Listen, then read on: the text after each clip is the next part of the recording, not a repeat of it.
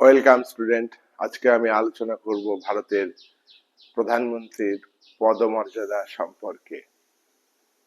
প্রধানমন্ত্রী ভারতবর্ষে প্রকৃত শাসক, আর ভারতের রাষ্ট্রপতি নিয়মতান্ত্রিক শাসক। তিনি রাষ্ট্রের প্রধান, কিন্তু তিনি প্রকৃত ক্ষমতার অধিকারী নন। কারণটা কি? কারণ হচ্ছে ভারতে সংসদীয় গণতন্ত্রকে গ্রহণ করা হয়েছে। মার্কিন যুক্তরাষ্ট্রের মতো ভারতে রাষ্ট্রপতি শাসিত সরকারকে গ্রহণ করা হয়নি। আবার ফ্রান্সের মতো রাষ্ট্রপতি শাসিত সরকার এবং সংসদীয় গণতন্ত্রের সংমিশ্রণে তৈরি শাসন ব্যবস্থাকে গ্রহণ করা হয়েছে, সেটাকেও ভারত গ্রহণ করেনি।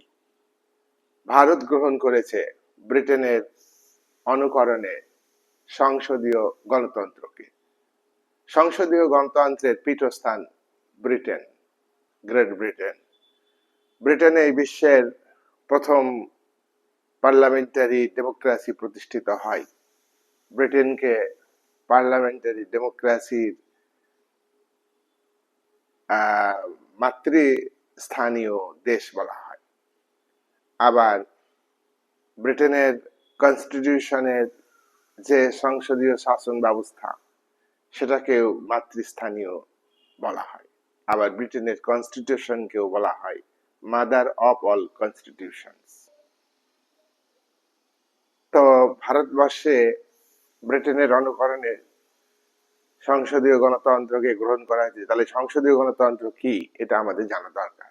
সংসদীয় গণতন্ত্রে রাষ্ট্রপ্রধানের, দেশের সর্বোচ্চ শাসকের নামে শাসন কার্য পরিচালিত হয়, আর প্রকৃতপক্ষে শাসন ক্ষমতা ভোগ করেন প্রধানমন্ত্রী। প্রধানমন্ত্রী কাউন্সিল অফ মিনিস্টারের মধ্যমণি। প্রধানমন্ত্রী কাউন্সিল অফ মিনিস্টারের মধ্যে গুরুত্বপূর্ণ একটা সংস্থা ক্যাবিনেট, ক্যাবিনেটের মধ্যমণি। ক্যাবিনেট তোরণের স্তম্ভ। ক্যাবিনেটের সদস্যরা সবাই ব্যাপক ক্ষমতা ভোগ করেন, কিন্তু তার মধ্যে প্রধানমন্ত্রী সব থেকে বেশি ক্ষমতা ভোগ করেন। কাউন্সিল অফ মিনিস্টার মন্ত্রিসভা, মন্ত্রিসভার হাতেই ক্ষমতা থাকে সংসদীয় গণতন্ত্রে। তাই সংসদীয় সরকারকে সংসদীয় সরকার না বলে মন্ত্রিসভার দ্বারা পরিচালিত সরকারও বলা যায়। আবার সংসদীয় গণতন্ত্রকে সংসদীয় সরকার না বলে ক্যাবিনেটের দ্বারা পরিচালিত সরকার বলা হয়। কাউন্সিল অফ মিনিস্টারের মধ্যে সব থেকে গুরুত্বপূর্ণ মন্ত্রী হলেন যারা ক্যাবিনেট মন্ত্রী। প্রধানমন্ত্রী হলেন ক্যাবিনেট মন্ত্রী। ক্যাবিনেট মন্ত্রী অল্প কজন থাকে, গুরুত্বপূর্ণ দপ্তরের দায়িত্বপ্রাপ্ত মন্ত্রীদের ক্যাবিনেট মন্ত্রী বলা হয়। ব্যাপক ক্ষমতা, আর এই ক্ষমতাটা পার্লামেন্টের মধ্যে শুধু ক্যাবিনেটের হাতে থাকে। আবার ক্যাবিনেটের মধ্যে গুরুত্বপূর্ণ ব্যক্তি হলেন প্রধানমন্ত্রী। তাই প্রধানমন্ত্রী হলেন অল ইন অল। তাই সংসদীয় গণতন্ত্রকে যেমন মন্ত্রিসভা পরিচালিত সরকার বলা হয়, যেমন ক্যাবিনেট শাসিত সরকার বলা হয়, তেমনি প্রধানমন্ত্রীর দ্বারা পরিচালিত সরকারও বলা যায়। কি বুঝতে পারছো তো? ইংল্যান্ডের রাজা বা রানী নিয়মতান্ত্রিক শাসক, তাদের নামেই, তার নামেই, রানী হলে রানী, রাজা হলে রাজা, তার নামেই শাসন কার্য পরিচালিত হয় কমন সভাতে গড়ে ওঠা মন্ত্রিসভার হাতে। আর মন্ত্রিসভার মধ্যে তিন ধরনের মন্ত্রী রয়েছে: ক্যাবিনেট মন্ত্রী, রাষ্ট্রমন্ত্রী, উপমন্ত্রী। রাষ্ট্রমন্ত্রী অপেক্ষাকৃত কম গুরুত্বপূর্ণ দপ্তরের দায়িত্বপ্রাপ্ত মন্ত্রী, আর উপমন্ত্রী হলেন ক্যাবিনেট মন্ত্রীদের সহকারী মন্ত্রী। একজন ক্যাবিনেট মন্ত্রী থাকলে দুজন তিনজন উপমন্ত্রী থাকতে পারে। এই ধরনের শাসন ব্যবস্থা ব্রিটেনে গৃহীত হয়েছে। তাকে অনুসরণ করে ভারতীয় কেন্দ্রীয় আইনসভা, পার্লামেন্টের হাতে এই ক্ষমতা দেয়া হয়েছে। ব্রিটেনের পার্লামেন্টের সার্বভৌমত্ব ক্ষমতার কথা বলা হয়। ব্রিটিশ পার্লামেন্ট হলো সার্বভৌম ক্ষমতার অধিকারী। একথা বলা হয়, ব্রিটিশ পার্লামেন্ট নারীকে পুরুষে পরিণত করতে পারে না, আর পুরুষকে নারীতে পরিণত করতে পারে না, আর সবকিছু ব্যাপারে পার্লামেন্টের ক্ষমতা আছে। পার্লামেন্টে ব্যাপক ক্ষমতা আছে এইটা বোঝাতে এই বক্তব্য উঠে আসে। তো সেই পার্লামেন্টকে অনুসরণ করে ভারতীয় গণতন্ত্রে প্রধানমন্ত্রীকে গুরুত্বপূর্ণ ক্ষমতা দেওয়া হয়েছে। এটা সাংবিধানিক ব্যবস্থা ভারতবর্ষে। আমি আগের দুটো ভিডিওতে আলোচনা করেছি, দেখবে সেখানে সাংবিধানিক ব্যবস্থাগুলো আমি উল্লেখ করেছি। আজকে পদমর্যাদা নিয়ে আলোচনা করব। আমি ওগুলো এখানে অতটা প্রাসঙ্গিক নয়, ওখানে ভিডিও দেখছো, তোমরা শিখে নেবে। তাহলে ভারতবর্ষের রাজনীতি, ভারতবর্ষের পলিটিক্সে, ভারতবর্ষের রেজিমে, শাসন ব্যবস্থাতে কার গুরুত্বপূর্ণ ভূমিকা আছে? ভূমিকা আছে ভারতের প্রধানমন্ত্রীর। রাষ্ট্রপতি নামে মাত্র শাসক, কিন্তু পদের মর্যাদা কার বেশি? পদের মর্যাদা বেশি হচ্ছে রাষ্ট্রপতি। প্রধানমন্ত্রী সরকারের প্রকৃত ক্ষমতার অধিকারী, প্রধানমন্ত্রী ক্যাবিনেটের প্রকৃত ক্ষমতার অধিকারী। ক্যাবিনেটের মধ্যে যে কিচেন ক্যাবিনেট রয়েছে, ক্যাবিনেটের রান্নাঘর, দুজন তিনজনকে নিয়ে সাময়িকভাবে গঠিত হয়, আবার তার অবসান ঘটে। দেশের গুরুত্বপূর্ণ সংকট এসছে, সমস্যা এসছে, হঠাৎ করে প্রধানমন্ত্রী মনে করবেন যে তাকে প্রতিরক্ষা মন্ত্রীকে ডাকতে হবে, বিদেশ মন্ত্রীকে ডাকতে হবে। এই যে পহেলগাঁও এর যে ঘটনা ঘটলো, 26 জন নিহত হলো তীর্থযাত্রী, যে অপারেশন সিঁদুর হলো, পাকিস্তানের অভ্যন্তরে সন্ত্রাসবাদী ঘাঁটিকে ভারতীয় সেনারা যে ভেঙে গুড়িয়ে দিল, এক্ষেত্রে প্রধানমন্ত্রী কিন্তু কিচেন ক্যাবিনেট বসিয়েছেন। ক্যাবিনেটের মধ্যে দুজন তিনজনকে ডেকে নিতে পারেন। এখানে এটা পররাষ্ট্র বিষয়, যুদ্ধের আবহাওয়া তৈরি হয়েছে, সন্ত্রাসবাদকে খতম করতে হবে, তাও একটা অন্য রাষ্ট্রের অভ্যন্তরীণ ক্ষেত্রে। অন্য রাষ্ট্রের আভ্যন্তরীণ ক্ষেত্রে হস্তক্ষেপ করা যায় না, এটা নিয়ম। কিন্তু যেহেতু পাকিস্তান বারবার সন্ত্রাসবাদীদের মাধ্যমে ভারতের মাটিতে তারা সন্ত্রাসমূলক কার্যকলাপ চালিয়েছে, সিভিল পপুলেশনকে হত্যা করছে, তীর্থযাত্রীদের হত্যা করছে, সেটাকে পোলামতে মিলিটারিদের গাড়ি উড়িয়ে দিল। এই সমস্ত বিষয়ে প্রধানমন্ত্রীকে গুরুত্বপূর্ণ দায়িত্ব পালন করতে হয়। কিন্তু রাষ্ট্রপতির নামে এটা হবে। পদে এত গুরুত্বপূর্ণ কাজ করলেও প্রধানমন্ত্রী কিন্তু পদের দিক দিয়ে বড় না, সম্মানের দিক দিয়ে, মর্যাদার দিক দিয়ে আমাদের ভারতবর্ষে 1 নম্বরে আছে রাষ্ট্রপতি, প্রধানমন্ত্রী নয়। কিন্তু মার্কিন যুক্তরাষ্ট্রে যেহেতু রাষ্ট্রপতি শাসিত সরকার, সেখানে কাজে এবং নামে দুটোই কিন্তু রাষ্ট্রপতির ক্ষমতা। রাষ্ট্রপতি সর্বোচ্চ ব্যক্তি মার্কিন যুক্তরাষ্ট্রের। সেখানে কাউন্সিল অফ মিনিস্টার আছে, ক্যাবিনেট আছে। ক্যাবিনেটের সদস্যরা রাষ্ট্রপতির অধস্তন কর্মচারী মাত্র। রাষ্ট্রপতি প্রকৃত পক্ষে ডিসিশন নেন, কিন্তু বিদেশ সংক্রান্ত ব্যাপারে রাষ্ট্রপতি মার্কিন কংগ্রেসের উচ্চকক্ষের সিনেটের 2/3 মেজরিটির সমর্থন না পেলে তার বিদেশি সন্ধি চুক্তি বাতিল হয়ে যায়। এটা মার্কিন কনস্টিটিউশনের প্রভিশন। তো সেখানে পদ বড় মার্কিন রাষ্ট্রপতি, আবার ক্ষমতা কার বেশি? রাষ্ট্রপতি। আর আমাদের পদ কার বড়? আমাদের পদ বড় হচ্ছে রাষ্ট্রপতির, আমাদের পদ কিন্তু প্রধানমন্ত্রীর পদ ছোট মর্যাদার দিক থেকে, কিন্তু ক্ষমতার দিক থেকে বিচার করলে। কিন্তু এই ক্ষমতা আবার প্রধানমন্ত্রী নিজে ব্যবহার করতে পারবেন না, নিজে ব্যবহার করতে পারবেন না, প্রধানমন্ত্রী পারবেন না, তার কাউন্সিল অফ মিনিস্টার পারবে না। লোকসভায় যে সংখ্যাগরিষ্ঠের ভিত্তিতে বিল পাস হয়, এই যে 130তম বিল আনা হয়েছে সাম্প্রতিক আগস্ট মাসে, যে ভারতবর্ষের কোন মন্ত্রী যদি আর্থিক করাপশন করে প্রমাণ হয়, এবং প্রমাণের দায় যদি 1 মাস জেল খাটে, 31 দিনের দিন, 30 দিন জেল খাটাবেন, 31 দিনের দিন তার মন্ত্রী পদ খারিজ হয়ে যাবে। আমরা ভারতবর্ষের গণতন্ত্রে দেখছি যে জেল থেকে মন্ত্রিত্ব চালাচ্ছে, দেশ চালাচ্ছে, রাজ্য চালাচ্ছে, এরকম বহু ঘটনা আমরা দেখছি। আমাদের পশ্চিমবাংলায় আছে শিক্ষামন্ত্রী, জেল থেকে বহুদিন তিনি চালিয়েছেন শিক্ষা মন্ত্রিত্ব দায়িত্ব। তাহলে এইসব পদগুলো কিন্তু থাকবে না। এই করাপশন মুক্ত করবার জন্য ভারতীয় গণতন্ত্রে এটা বিলটা আনা হয়েছে। এবার এই বিল পাস হবে কি হবে না সেটা কিন্তু নিশ্চিতভাবে বলা যাবে না। যে গভর্নমেন্ট আছে সংখ্যা লঘুষ্ঠ government, coalition government, NDA national democratic alliance, এই পার্টির মূল যে পার্টি বিজেপি তার একক নিরঙ্কুশ সংখ্যাগরিষ্ঠতা নাই। 241 আসন আছে, 272 আসন পেতে হবে, আর 2/3 মেজরিটি আরো বেশি। সেখানে কংগ্রেস, টিএমসি, অন্যান্য দলের তো বটেই, যে এনডিএ জোটে আছে তাদের বাদেও সমর্থন দরকার। সেখানে পাস হবে কি হবে না, এইটা হলো ভারতবর্ষের প্রধানমন্ত্রীর ক্ষমতা ব্যবহারের ক্ষেত্রে একটা বাস্তব বাধা, সরকারের বাধা। কাউন্সিল অফ মিনিস্টার প্রকৃত ক্ষমতার অধিকারী হলেই যে যা ইচ্ছা তাই করতে পারবে কাউন্সিল অফ মিনিস্টার, তা কিন্তু নয়। ক্যাবিনেট মিনিস্টাররা যা কিছু তাই করতে পারবে তা কিন্তু নয়। ক্যাবিনেট মন্ত্রীদের জবাবদিহি করতে হয় তার দপ্তরের কাজের জন্য।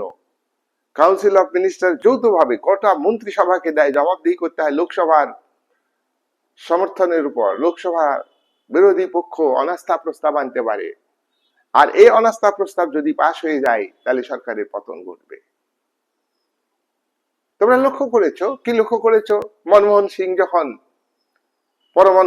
অসামরিক পরমাণু চুক্তি মার্কিন যুক্তরাষ্ট্রের সঙ্গে চুক্তিটা সই করলো, তখন ভারতবর্ষের পার্লামেন্টে বামপন্থী দলগুলোর 61টা আসন ছিল। বামপন্থী দলগুলো কংগ্রেসকে বাইরে থেকে সমর্থন করেছিল। এটা হচ্ছে UPA government, United progressive alliance, UPA full form. এই গভর্নমেন্টের প্রধানমন্ত্রী ছিলেন মনমোহন সিং। তাকে মাথা নত করতে হয়েছিল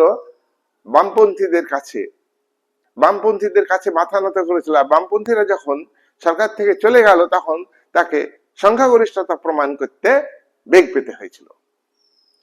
ভারতীয় গণতন্ত্রে এমপি কেনা বেচা হয়, ভারতীয় গণতন্ত্রে রাজ্যের বিধানসভার এমএলএ কেনা বেচা হয়, ভারতীয় ক্ষমতা বিকেন্দ্রীকরণে পঞ্চায়েত সমিতিতে, গ্রাম পঞ্চায়েতে, পঞ্চায়েত সমিতি, জেলা পরিষদ, সর্বস্তরে, পৌরসভা, কর্পোরেশন, নির্বাচিত প্রতিনিধি গরু ছাগলের মতো বিক্রি হয়ে যায়। আমাদের ভারতবর্ষের জনগণকে এই বিষয়টা কিন্তু ভাবতে হবে। আমরা যাদের নির্বাচিত করলাম তারা বিক্রি হয়ে যাচ্ছে টাকার বিনিময়ে, করাপশন। তা যে দেশের দুর্নীতি বেশি, আজকে নেপালে যে গণতন্ত্র, সেই গণতন্ত্র ধর্ষিত হচ্ছে, নেপালে জনগণের অধিকার কেড়ে নেওয়া হচ্ছে। চীনপন্থী সরকার নেপালের মানুষের অধিকার কেড়ে নিয়েছে, ব্যান করে দিয়েছে সোশ্যাল মিডিয়াকে। গণতন্ত্রে মতামত প্রকাশের অধিকার একটা গণতান্ত্রিক অধিকার, তাহলে সেই ব্যান করা মানে কি? একটা স্বৈরতন্ত্র, ফ্যাসিবাদী নীতি।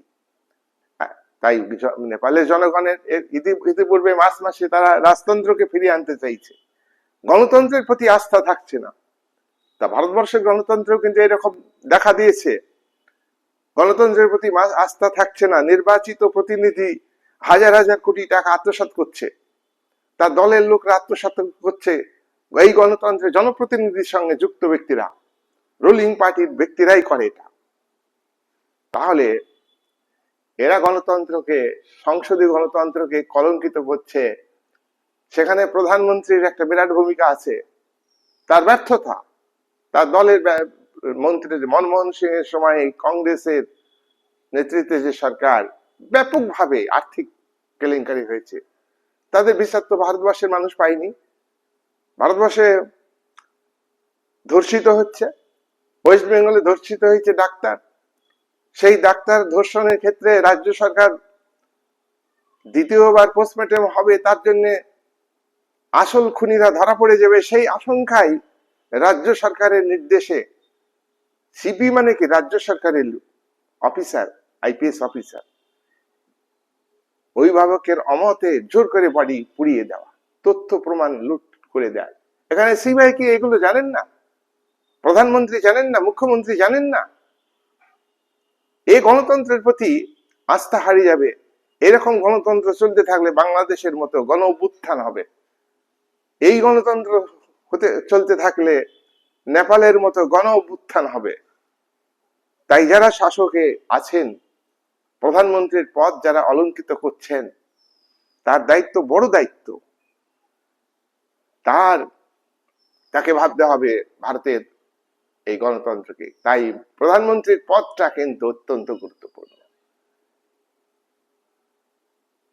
রাজ্য আইনসভার মন্ত্রীরা হাজার হাজার কোটি টাকা চাকরি বিক্রি করে তুলছে। চিফ মিনিস্টার জানেন না? চাকরি হারাতে চাকরি হয়ে গেল, যোগ্য যারা তারা বাতিল হয়ে গেল, সুপ্রিম কোর্ট বাতিল করে দিল। এই বিচার ব্যবস্থার প্রতি মানুষের আস্থা থাকবে? ডাক্তার খুনে প্রকৃত তথ্য সামনে আসলো না, সেক্ষেত্রে বিচার বিভাগের নিষ্ক্রিয়তা, প্রধানমন্ত্রীর নিষ্ক্রিয়তা আর মুখ্যমন্ত্রীর তথ্য প্রমাণ লোপাটে সক্রিয়তা, এই ভারতীয় গণতন্ত্রকে কলঙ্কিত করছে। তাই প্রধানমন্ত্রীর ক্ষমতা, পদমর্যাদা শুধু পদে কি কি আছে, কনস্টিটিউশনাল প্রভিশন কি কি আছে সেইটা দিয়ে বিচার করলে হবে না। তার ব্যক্তিত্ব, তার জনপ্রিয়তা। আজকে ওয়েস্ট বেঙ্গলে যে ডাক্তার খুনের বিষয়টা ধামাচাপা দিল ওয়েস্ট বেঙ্গল গভর্নমেন্ট, শিক্ষার ব্যাপারে যে দুর্নীতি হয়েছে, শিক্ষা কেন্দ্র তালিকা, কেন্দ্রীয় সরকার শিক্ষা যুগ্ম তালিকা, এখানে রাজ্য যেমন দায়ী, কেন্দ্র তেমন দায়ী। কেন কেন্দ্র এখানে চুপ হয়ে থাকুন? তাহলে এরাকে গণতন্ত্র চাই না। ভারতীয় গণতন্ত্র আজকে ভারতীয় গণতন্ত্রের প্রতি, ভারতবর্ষের রাষ্ট্র ব্যবস্থার প্রতি যখন প্রতিবাদ তুলছে, তখন রাষ্ট্রীয় সন্ত্রাসবাদ, পুলিশ দিয়ে, মিলিটারি দিয়ে ভারতের সাধারণ মানুষের খেয়ে পড়া, বেঁচে থাকার, শিক্ষার অধিকার, স্বাস্থ্যের অধিকার সব কেড়ে নিচ্ছে মুষ্টিমেয় ধনিক শ্রেণী, মুষ্টিমেয় যারা শাসক, রুলিং পার্টির মানুষেরা, তারা বেশি সুযোগ পাচ্ছে। তাই ভারতবর্ষের এমনও সরকার প্রধান, গুরুত্বপূর্ণ পদ প্রধানমন্ত্রী, তার ব্যক্তিত্ব, জনপ্রিয়তা, রাজনৈতিক অভিজ্ঞতা, দূরদর্শিতা, চারিত্রিক বৈশিষ্ট্য, এইগুলোর উপরে প্রধানমন্ত্রীর পদের মর্যাদা, সম্মান অনেকাংশে নির্ভর করে। প্রধানমন্ত্রী যে অপ্রতিদ্বন্দ্বী শক্তি, সুপ্রিম অথরিটি বলা যায় আর কি। তথ্যগত ভাবে ওই বিচার ব্যবস্থা নিরপেক্ষ, সুপ্রিম কোর্ট নিরপেক্ষ, হাইকোর্ট নিরপেক্ষ, রাজ্যের নিম্ন আদালত নিরপেক্ষ। এসবগুলো হচ্ছে মানুষকে বোঝানোর জন্য, মানুষকে ধোঁকা দেওয়ার জন্য। তার কারণ হচ্ছে বিচারপতিরা হাইকোর্ট এবং সুপ্রিম কোর্টের, সেখানে প্রধানমন্ত্রীর কর্তৃত্ব থাকছে। প্রধানমন্ত্রীর কর্তৃত্ব আছে, রাষ্ট্রপতির নামে মাত্র নিয়োগ করেন। তাহলে প্রধানমন্ত্রীর খেয়াল রাখা দরকার যে বিচারপতিরা নিরপেক্ষভাবে কাজ করছেন কিনা, বিচারপতিরা কাদের শাস্তি দিচ্ছেন, যারা অর্থ চুরি করছে, যারা অর্থ লোপাট করছে, আর যারা পড়াশোনা করে ন্যায্য পরীক্ষা দিয়ে পরীক্ষা পদ্ধতি মেনটেন করছে, যোগ্যতার ভিত্তিতে চাকরি যখন পেয়ে যায় তখন যোগ্যতার ভিত্তিতেই পায়, 16 ধারায় উল্লেখ আছে। তাহলে বিচারপতিরা সংবিধান মান্য করেন কি? আর প্রধানমন্ত্রী দ্বারা নিযুক্ত ব্যক্তিরা এই ধরনের রায় দিচ্ছে। প্রধানমন্ত্রী দ্বারা নিযুক্ত ব্যক্তিরা,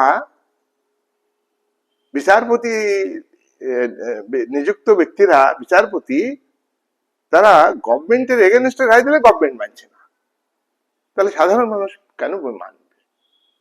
তাহলে এখানে প্রধানমন্ত্রীর কর্তৃত্ব কোথায়? অপ্রতিরোধ পাওয়ার তার কোথায় আছে? আর সংবিধানে অপ্রতিরোধ ক্ষমতা প্রধানমন্ত্রীকে দেওয়া হয়েছে। সেই কারণে অনেকে মনে করেন যে প্রধানমন্ত্রীর পদটা রাষ্ট্রপতিকরণ হয়েছে।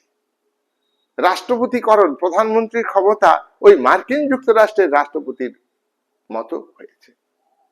ফ্রান্সের সংসদীয় যে গণতন্ত্র, সেখানে কিছু কিছু ক্ষেত্রে ফ্রান্সের প্রধানমন্ত্রীর ক্ষমতা বেশি, রাষ্ট্রপতির ক্ষমতা কম। ফ্রান্সের কিছু কিছু ক্ষেত্রে রাষ্ট্রপতির ক্ষমতা বেশি, প্রধানমন্ত্রীর ক্ষমতা কম।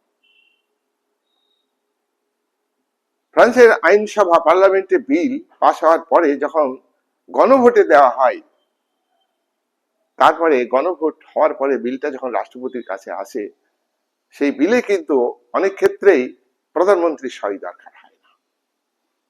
এখানে মার্কিন যুক্তরাষ্ট্রের রাষ্ট্রপতির থেকেও ফ্রান্সের রাষ্ট্রপতির ব্যাপক ক্ষমতা আছে, আবার কোন ক্ষেত্রে রাষ্ট্রপতির থেকে প্রধানমন্ত্রীর ক্ষমতা বেশি।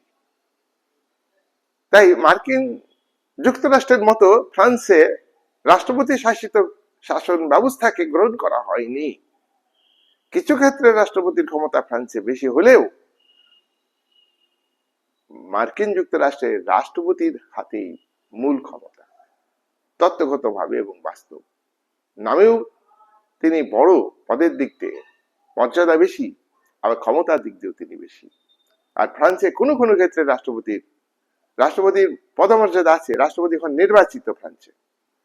তো যাই হোক, ভারতবর্ষে যে প্রধানমন্ত্রী, সেই প্রধানমন্ত্রী ফ্রান্সের প্রধানমন্ত্রীর থেকেও বেশি ক্ষমতার অধিকারী, আর মার্কিন যুক্তরাষ্ট্রের রাষ্ট্রপতির মতোই সব ক্ষেত্রে নামে রাষ্ট্রপতি বড়, আর ভারতের প্রধানমন্ত্রী মার্কিন রাষ্ট্রপতির মতো নামে বড় না হলেও, মর্যাদায় বেশি না হলেও, তিনি কিন্তু ক্ষমতার দিক থেকে বেশি।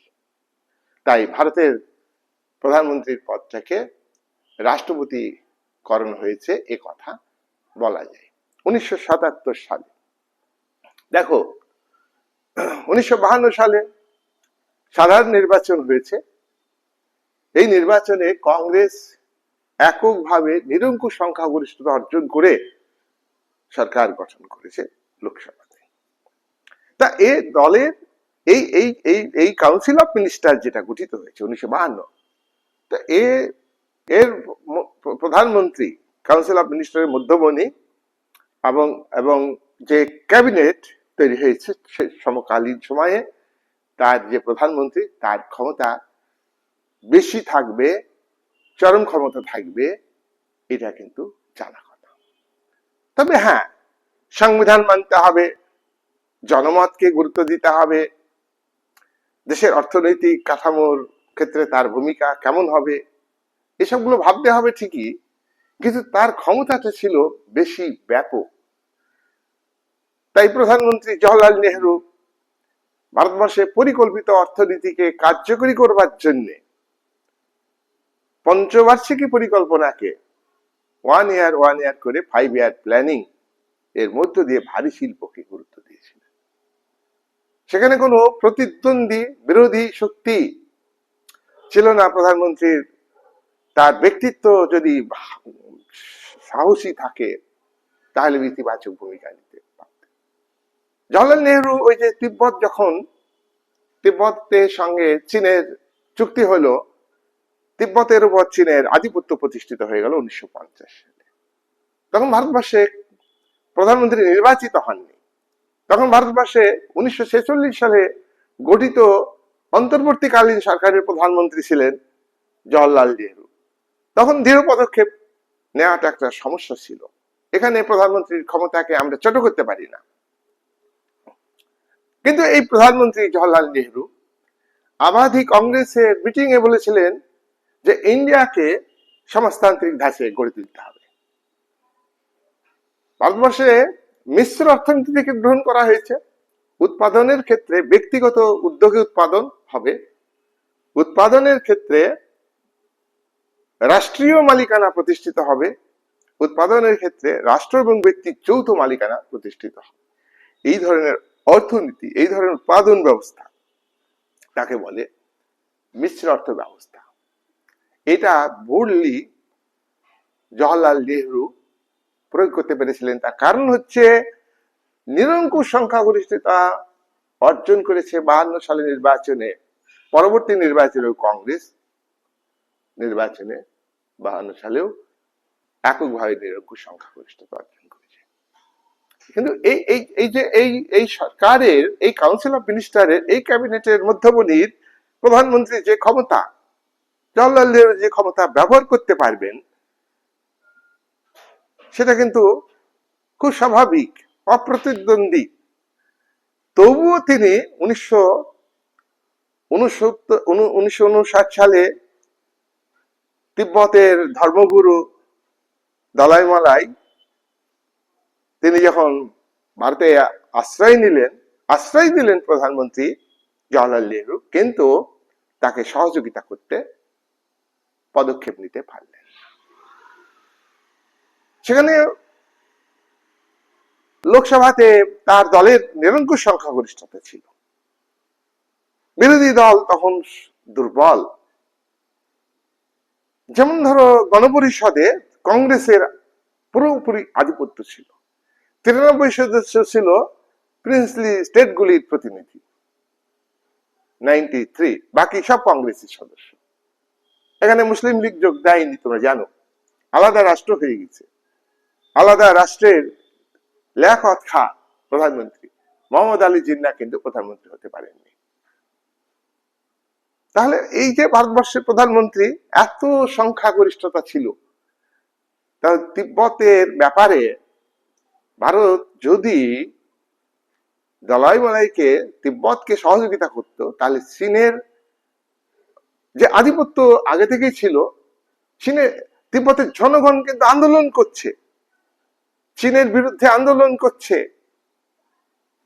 কিন্তু ভারত সেখানে সাপোর্ট দিতে পারেনি। যেখানে চীন তার ম্যাপে দেখেছে তিব্বত হচ্ছে চীনের হাতের তালু,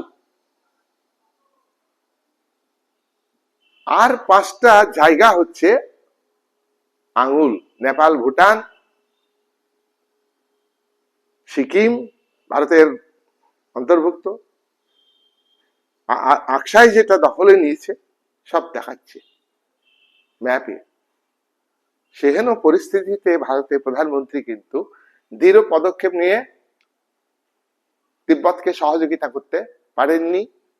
তাহলে এখানে আমরা বলতে পারি যে প্রধানমন্ত্রীর পদের একটু হলো ভারতের জাতীয় স্বার্থের ক্ষেত্রে একটু এখানে তার যে ক্ষমতা, পাওয়ার দেখানোই বোধহয় ভালো ছিল। আজকের দিনে প্রেক্ষাপটে আমরা বলছি ঠিকই, কিন্তু সেই প্রেক্ষাপটে হয়তো তিনি ঠিক করেছেন, কিন্তু তিনি পারতেন আর কি। 1962 সালে চীন যখন আক্রমণ করলো, ভারতের কোনো দোষ নেই, ভারতের ভূখণ্ডে ভারতের সেনা মোতায়েন করবে, এটা স্বাভাবিক। কিন্তু সেই জায়গাতে ভারতের সেনাদের প্রতিরোধ করবার জন্য চীন আক্রমণ করে এবং যুদ্ধ শুরু হয়ে যায়। এই যুদ্ধ করে আকসাই অঞ্চল চীন দখল করে দিল। প্রধানমন্ত্রী সেটা মেনে নিয়েছেন জাতীয় স্তরে। ভারতবর্ষের জনগণকে, ভারতে তার যে দল, প্রধানমন্ত্রী, তার দলের আধিপত্য আছে, কংগ্রেস দলের নেতাই হলো প্রধানমন্ত্রী। নিরঙ্কুশ সংখ্যাগরিষ্ঠতা অনেকে এই অভিযোগ তুলেছিলেন, এবং এবং ভারত পরাজয় স্বীকার করতে বাধ্য হয়। এবং ভারতের ভূখণ্ড আকসাই মূল ভূখণ্ড, কাশ্মীরের ভূখণ্ড, কাশ্মীর ভারতের অবিচ্ছেদ্য অংশ। 1947 সালে অক্টোবর মাসে হরি সিং সই করেছে যে কাশ্মীর ভারতের অবিচ্ছেদ্য অংশ, আর আমাকে কিছু বাড়তি সুযোগ দাও। তার জন্য ভারতীয় সংবিধানের 370 ধারা সৃষ্টি হয়েছে, যে ধারাটা 2020 সালে বিলুপ্ত করা হলো। ভারতের পার্লামেন্ট আইন পাশ করে বিলুপ্ত করেছে। এখানে বিশেষ সুযোগ সুবিধা কাশ্মীর রাজ্যকে দেওয়া ছিল, যা অন্য রাজ্যে ছিল না। তা অন্য রাজ্যে মানুষের মধ্যে একটা বিক্ষোভ তৈরি হবে, ক্ষোভের অসন্তোষ দানা বাঁধবে, দানা বেঁধেছিল। তো যাই হোক, এই যে এখানে চীন এবং 1963 সালে চীন এবং পাকিস্তান একটা চুক্তি করলো। ভারত কিন্তু এখানে দৃঢ় পদক্ষেপ দেখাতে পারেনি। এখানে এই দায় অপ্রতিরোধ্য ক্ষমতার অধিকারী প্রধানমন্ত্রীর পদকে একটা কলঙ্কিত করা হয়েছে। 1965 সালে জওয়াহরলাল নেহরু মারা গেলে, 64 কি 65 আমার ভুল হতে পারে, জওয়াহরলাল নেহরু মারা গেলে, যাই হোক, তোমার লাল বাহাদুর শাস্ত্রী প্রধানমন্ত্রী হয়েছিলেন, তিনি হঠাৎ মারা গেলেন। তারপর অস্থায়ী প্রধানমন্ত্রী হয়েছিলেন গুলজারি লাল নন্দী। আর তারপরে অস্থায়ী প্রধানমন্ত্রীর পরে 1966 সালে শ্রীমতী ইন্দিরা গান্ধী রাজ্যসভার সদস্য ছিলেন, সেখান থেকেই তিনি প্রধানমন্ত্রী হতে পারেন। তাহলে আমাদের একটা কি কনভেনশন, একটা সাংবিধানিক রীতিনীতি হলো যে লোকসভা থেকে প্রধানমন্ত্রী হবে, কিন্তু লোকসভার সদস্য না হলেও, লোকসভার বাইরে থেকেও, রাজ্যসভার সদস্য হলেও সে প্রধানমন্ত্রী হতে পারবে। এটা আমাদের সাংবিধানিক রীতিনীতি। ইন্দিরা গান্ধী প্রধানমন্ত্রী হয়ে গেলেন। ইন্দিরা গান্ধী 1967 সালে কংগ্রেসের নটি রাজ্যে পতন হলো, অকংগ্রেসী সরকার প্রতিষ্ঠিত হলো। অন্ধ্রপ্রদেশে, পশ্চিমবাংলা 1967 সালে যুক্তফ্রন্ট সরকার, 1967 সালে। তো তবু কংগ্রেসের যে প্রধানমন্ত্রী, কিন্তু তার হাতে ক্ষমতা বেশি ছিল। শ্রীমতী ইন্দিরা গান্ধী দক্ষতার সঙ্গে পূর্ব পাকিস্তানে ইন্টারভেনশন, হিউম্যান গ্রাউন্ডে তিনি যুদ্ধ করেছিলেন পাকিস্তান গভর্নমেন্টের বিরুদ্ধে। আমেরিকা 7টা সপ্তম যুদ্ধ জাহাজ, সপ্তম নৌবহর, 7খানা যুদ্ধ জাহাজ বঙ্গোপসাগরে পাঠালে প্রধানমন্ত্রী এখানে কোনো দুর্বলতা দেখাননি। শ্রীমতী ইন্দিরা গান্ধী প্রধানমন্ত্রী সাহসিকতার সঙ্গে সোভিয়েত রাশিয়ার সঙ্গে চুক্তি করেছে, মৈত্রী চুক্তি করেছে। এবং সোভিয়েত ইউনিয়ন, মার্কিন যুক্তরাষ্ট্র যখন ভারতের বিরুদ্ধে, পাকিস্তানের পক্ষে 7টা নৌবহর যুদ্ধ জাহাজ পাঠিয়েছে বঙ্গোপসাগরে, তখন সোভিয়েত রাশিয়া 40টা যুদ্ধ জাহাজ ভারতের পক্ষে পাঠিয়েছে। মার্কিন যুক্তরাষ্ট্র যুদ্ধ জাহাজগুলি আর এগোয়নি সামনে, তারা পিছনে সরে গেছে। এই হচ্ছে প্রধানমন্ত্রীর ভূমিকা। ইন্দিরা গান্ধীর এগেনস্টে তার মন্ত্রিসভাতে বিক্ষোভ ছিল, ক্ষোভ ছিল ব্যাপক। তার দল তার বিরুদ্ধে, জাতীয় কংগ্রেস ইন্দিরা কংগ্রেসে পরিণত হয়েছে। ইমার্জেন্সি ঘোষণা করেছেন। ইমার্জেন্সির বিরুদ্ধে সমালোচনা হতে পারে ঠিকই, ইমার্জেন্সির বিরুদ্ধে পজিটিভ অনেক কাজ হয়। সরকারি অফিস, শিক্ষা প্রতিষ্ঠান, সমস্ত কিছু ঠিকঠাক চলবে, দুর্নীতি কম হবে। গরিবী হটাও স্লোগান দিয়েছিলেন শ্রীমতী ইন্দিরা গান্ধী। গরিবী হটাওকে বিরোধী পক্ষ, ভারতবর্ষের রাজনৈতিক সংস্কৃতি খুবই খারাপ, দুর্বল, মিথ্যা অপপ্রচার করে বিরোধীরা, সরকারও মিথ্যা অপপ্রচার করে। এই গণতন্ত্র একেবারে ঠুনকো গণতন্ত্র ভারতে। ইন্দিরা গান্ধী যখন এই গরিব হটাও স্লোগান দিয়েছিলেন, দারিদ্র দূর করার কথা বলেছিলেন, বিরোধীরা বলেছিল গরিবদের মেরে ধরে দাঁড়িয়ে দিবে। মিথ্যা অপপ্রচার। ইমার্জেন্সি, গণতান্ত্রিক অধিকার, ওই সংবিধানের 19(1) ধারার যে বক্তব্য, যে অধিকার মানুষের, বাক স্বাধীনতা, চলাফেরা করার স্বাধীনতা, নিরস্ত্রভাবে সমবেত হওয়ার অধিকার, এই যে অধিকারগুলো, এই স্বাধীনতার অধিকার সংবিধানের 3য় অধ্যায়ের 19(1) ধারাতে উল্লেখ আছে। এসব কিন্তু ইমার্জেন্সি পিরিয়ডে কেড়ে নেওয়া হলো। বিশাল জনমত তৈরি করে ফ্যামিলি প্ল্যানিং এর উপর ইন্দিরা গান্ধী গুরুত্ব দিয়েছিলেন। সেই ইন্দিরা গান্ধী ফ্যামিলি প্ল্যানিং এ যে গুরুত্ব দিয়েছিলেন, তখন ভারতের 70 কোটি মানুষ ছিল। আজকে ভারতে 140 কোটি মানুষ হতো না। ইন্দিরা গান্ধীর প্ল্যানকে যদি সাকসেস করতে, এবং পরবর্তী সরকার পরেও ইন্দিরা গান্ধী এসেছিলেন, 1980 সালে ইন্দিরা গান্ধী আবার পরে ক্ষমতায় এসেছিলেন। তার যে পার্সোনালিটি, তার যে দূরদর্শিতা, চারিত্রিক বৈশিষ্ট্য, গুণগত দিক, তিনি ঠুনকো জনপ্রিয়তার দিকে তাকাতেন না, তার রাজনৈতিক অভিজ্ঞতা দূরদর্শিতা ছিল ব্যাপক। তাহলে এই প্রধানমন্ত্রীর সঙ্গে আর অন্য কোনো প্রধানমন্ত্রী তুলনা করা কাম্য নয়। প্রধানমন্ত্রীর পদকে তিনি সম্মানিত করেছেন, পদকে তিনি মর্যাদার উচ্চে তুলে ধরতে পেরেছেন। 1977 সালে নির্বাচন, লোকসভা নির্বাচন, ইন্দিরা গান্ধী হেরে গেলেন, প্রধানমন্ত্রী হতে পারলেন না। কংগ্রেসের ইমার্জেন্সি পিরিয়ডে কংগ্রেসের তাবড় তাবড় নেতাদের ইন্দিরা গান্ধী যে বিদেশ নীতি ছিল এবং আভ্যন্তরীণ পলিসি ছিল, দারিদ্র দূরীকরণ এবং ফ্যামিলি প্ল্যানিং এ যে দিয়েছিল, ফ্যামিলি প্ল্যানিং এ বিরোধীরা অন্যভাবে জনমতকে ঘুরেছিল। তোমাদের যৌন জীবন নষ্ট হয়ে যাবে, ইন্দিরা গান্ধী যেটা করছেন, এইভাবে অপপ্রচার করা হয়েছিল তার ফ্যামিলি প্ল্যানিং এর পরিকল্পনা। পরবর্তীকালে যে মোরারজি দেশাই, এ কিন্তু অনেক দল মিলে জনতা সরকার তৈরি হয়েছে।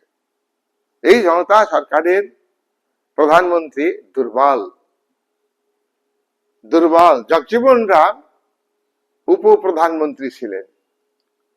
তাই ভারতবর্ষের রাজনীতিতে এই মোরারজি দেশাই দুর্বল প্রধানমন্ত্রী ছিলেন। তার দলের একক নিরঙ্কুশ সংখ্যাগরিষ্ঠতা ছিল না, অন্য দল মিলেও তার মন্ত্রিসভাতে ছিল। 2.5 বছর পর 1979 সালে এই সরকারের, মোরারজি দেশাই সরকারের পতন ঘটল। তাহলে এই প্রধানমন্ত্রীকে, মোরারজি দেশাই পদকে তত মর্যাদা মণ্ডিত করে তুলতে পারেননি। তারপর চৌধুরী চরণ সিং, তিনি প্রধানমন্ত্রী হয়েছে কয়েক মাসের জন্য, 6 মাস কি 7 মাস মতো ছিলেন। তারপরে মন্ত্রিসভা ভেঙে গেছে, লোকসভাতে চরণ সিং এর বিরুদ্ধে অনাস্থা প্রস্তাব তার পতন। এবং 1980 সালে আবার নির্বাচন হয়, সাধারণ নির্বাচন, এটা মিড টার্ম ইলেকশন বলা হয়। এখানে নিরঙ্কুশ সংখ্যাগরিষ্ঠতা অর্জন করেছে শ্রীমতী ইন্দিরা গান্ধী বলিষ্ঠভাবে ভারতের বিশ্বায়ন প্রক্রিয়াকে গ্রহণ করবে, কম্পিউটারাইজেশনকে অনেকটা গ্রহণ করার পরিকল্পনা তিনি নিয়েছিলেন এবং তার বিদেশ নীতি ছিল অত্যন্ত স্ট্রং বিদেশ নীতি। বাংলাদেশের শেখ মুজিবুর রহমানকে হত্যা 1975 সালে, এই সমস্ত বিষয়গুলিকে মাথায় রেখে প্রতিবেশী রাষ্ট্রের সঙ্গে ইন্দিরা গান্ধী সম্পর্ক স্থাপন করেছিলেন অত্যন্ত দক্ষতার সঙ্গে। কিন্তু দুঃখের বিষয় 1984 সালে 31শে অক্টোবর তিনি তার দেহরক্ষীর দ্বারা গুলিতে নিহত হন। মাহারা সন্তান রাজীব গান্ধী, তিনি ব্যক্তিগত জীবনে খুবই সৎ মানুষ। তার একটা চুক্তিতেই তার সততা কথা আমরা জানতে পারি, যে তিনি বলেছিলেন যে ভারতবর্ষে যে এত করাপশন, সেই করাপশন যদি মুক্ত হয় ভারতবর্ষের ডেভেলপ অনিবার্য হবে। কিন্তু করাপশনের কথা বলেছিলেন যে 15%, 15%, 100 টাকার 15 টাকার কাজ হয়, সে রাস্তা তৈরি হোক, রেল লাইন তৈরি হোক, হাসপাতাল তৈরি হোক, সব ক্ষেত্রেই 15 টাকার কাজ, আর 85 টাকায় বাষ্প হয়ে যায়। একদম টাকা কমতে কমতে টাকা আত্মসাৎ করেন মন্ত্রী, আমলা, যারা বিভিন্ন ভাবে এই আত্মসাৎ হতে থাকে। তবে তিনি মাহারা সন্তান, 400-এর উপরে আসন পেয়েছিলেন লোকসভাতে। তিনি কিন্তু প্রধানমন্ত্রীর ক্ষেত্রে রাজনৈতিক অভিজ্ঞতা, রাজনৈতিক দূরদর্শিতা, পার্সোনালিটি, প্রধানমন্ত্রী চালাতে গেলে সেগুলোর অভাব ছিল। কিন্তু রাজীব গান্ধী কম্পিউটারাইজেশন, যে উদারীকরণ, এলপিজি 1991 সালে ভারত সরকার গ্রহণ করেছে, ভারতের প্রধানমন্ত্রী ছিলেন পিভি নরসিংহ রাও, সেটা কিন্তু রাজীব গান্ধীর কৃতিত্ব। কিন্তু রাজীব গান্ধী একথা বলেছিলেন যে আমি প্রত্যেক পরিবারে একটা করে চাকরি দেব, নির্বাচনী ইস্তেহারে বলেছিলেন, কিন্তু তিনি চাকরি দিতে পারেননি। দেখো, কম্পিউটারাইজেশন, এআই ব্যবহার মানে প্রত্যেক পরিবারে চাকরি দিব, বেকার সমস্যা হবে না, এই কথাটা ভুল। আমাদের মতো জনবহুল দেশে, যেখানে যেখানে পপুলেশনের ডেন্সিটি বেশি, জনঘনত্ব বেশি, এখানে কিন্তু একটা বিশ্বায়ন প্রক্রিয়াকে গ্রহণ করে, কখনই কম্পিউটারাইজেশনকে গ্রহণ করে, হাইটেক টেকনোলজি ব্যবহার করে প্রশাসনের ক্ষেত্রে, সরকারি লেভেলে, বেসরকারি সংস্থাতে, সেখানে কিন্তু চাকরি দেওয়া কিন্তু সম্ভব না। ইন্দিরা গান্ধী সার্বিক ভোটাধিকারের ক্ষেত্রে একটা গুরুত্বপূর্ণ ভূমিকা পালন করেছিলেন। বিশ্বের প্রায় গণতান্ত্রিক দেশেই সার্বজনীন ভোটের অধিকারের ক্ষেত্রে বয়স 18 বছর ধরা হতো। 18 বছর হলে জাতি, ধর্ম, বর্ণ, শ্রেণী, ধনী গরিব, নারী পুরুষ নির্বিশেষে সবাই ভোটের অধিকার পাবে। এটা তিনি ভারতের সংবিধানকে সংশোধন করে ভারতের নাগরিকরা তার আগে 21 বছর বয়স হলে ভোটের অধিকার পেতেন, এবার 18 করা হলো সার্বজনীন ভোটের অধিকার। এটা এটা রাজীব গান্ধীর একটা বিরাট। রাজীব গান্ধী কিছু কিছু ভালো কাজ করলেও তিনি মৌলবাদী শক্তির কাছে মাথা নত করেছিলেন। মুসলিম মৌলবাদী শক্তির কাছে তিনি মাথা নত করেন। কেন? তাহলে প্রধানমন্ত্রী এখানে ব্যক্তিত্বচ্যুতি হলো কেন? ভারতের সুপ্রিম কোর্ট শাহবানু মামলাতে, শাহবানু একজন মুসলিম গৃহবধূ, তার 2 ছেলে ছিল, তার স্বামী আহমদ এর এগেনস্টে মামলা করলে খোরপোশের সুপ্রিম কোর্ট রায় দেয় যে 2 ছেলে এবং শাহবানুকে, তার স্বামীকে খোরপোশ দিতে হবে, মান্থলি খোরপোশ দিতে হবে। এবার মুসলিম আইনে, ধর্মীয় আইনে তালাক দেওয়াটা নিয়ম সিদ্ধ। তাহলে শাহবানুর স্বামী তাকে ছেড়ে দিয়েছে, তাহলে সেটা অন্যায় করেনি, একাধিক বিয়ে করতেই পারে। সুপ্রিম কোর্টে তার স্ত্রী শাহবানু মামলাটা করেছে। এই মামলার রায়ে খোরপোশ দেওয়ার কথা প্রকাশ করেছে এবং মৌলবাদীরা প্রচার করেছে যে ভারত রাষ্ট্র মুসলিম ধর্মের উপরে আঘাত করেছে। জনপ্রিয়তা হারানোর ফলে, ভয়ে, এবং ভোটের রাজনীতি, মুসলিম কমিউনিটি মৌলবাদীদের শক্তির দ্বারা প্রভাবিত হয়। সবাই হয় না, কিন্তু হয়। অতএব প্রভাবিত হয়ে আমি ভোট পাবো না, রাজীব গান্ধী সুপ্রিম কোর্টের রায়কে রিভাইজ করতে পারে। এটা কি? এটা একটা প্রধানমন্ত্রীর পদকে কলঙ্কিত করার একটা পদক্ষেপ। 1989 সালে মোর্চা সরকার, তো মোর্চা সরকার মানে অনেকগুলো দল মিলে সরকার। এখানে জনতা দলের নেতৃত্বে বিশ্বনাথ প্রতাপ সিং প্রধানমন্ত্রী, দেবিলাল উপপ্রধানমন্ত্রী। বিশ্বনাথ প্রতাপ সিং 11 মাস চালানোর পরে এই মোর্চা সরকারকে, পাঁচমিশালী সরকারকে বিজেপি বাইরে থেকে সমর্থন করেছিল। এই মোর্চা সরকারকে ভারতবর্ষের বামপন্থী কমিউনিস্ট দলগুলো সমর্থন করেছিল, বাইরে থেকে সমর্থন করেছিল কমিউনিস্ট দলগুলো এবং বিজেপি দল। এবার বিজেপি এই সংরক্ষণের বিরুদ্ধে আন্দোলন শুরু করে। বিজেপি বিশ্বনাথ প্রতাপ সিং এর সরকার, তিনি প্রধানমন্ত্রী, তিনি 1980 সালে ইন্দিরা গান্ধী ওবিসি, আদার ব্যাকওয়ার্ড ক্লাসেস, তোমরা জানো যে সংবিধানের ধারাতে উল্লেখ আছে চাকরিতে সমস্ত ক্ষেত্রে যে যারা এসসি, যারা অর্থনৈতিক, সামাজিক, রাজনৈতিক দিক থেকে পিছিয়ে আছে, শিক্ষার দিক থেকে পিছিয়ে আছে, তারা হচ্ছে তপশিলি জাতি।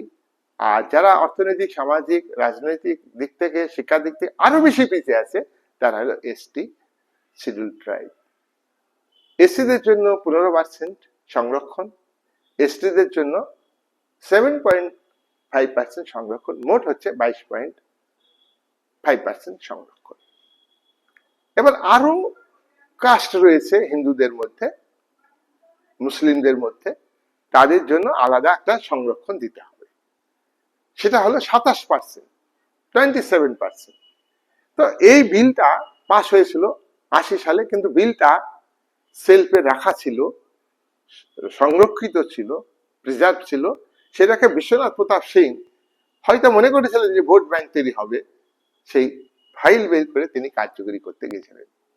এবং বিজেপির বাইরে থেকে সমর্থন মানে হলো, বুঝে নাও যে সরকারের মধ্যে মন্ত্রী পদ না নেওয়া, যৌথ সরকার হচ্ছে, জয়েন্ট সরকার হচ্ছে, পাঁচমিশালি গভর্নমেন্ট হচ্ছে, তার প্রধানমন্ত্রী বাইরে থেকে সমর্থন করা। এই এই এই ব্যবস্থার ফলে বিজেপি বিরোধিতা করলো এবং বিজেপি আন্দোলন শুরু করলো এবং বিজেপি তোমার অনাস্থা প্রস্তাব নিয়ে আসলো। এই ক্ষেত্রে কংগ্রেস আবার বিজেপিকে সাপোর্ট করলো, খুব মজার ব্যাপার।